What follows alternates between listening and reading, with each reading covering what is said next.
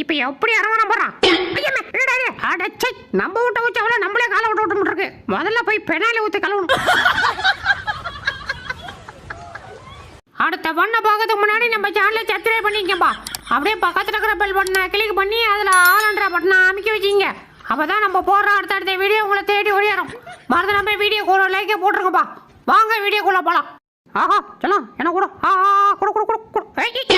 அடி மூதேவி எப்படி அமுக்கா பாரு.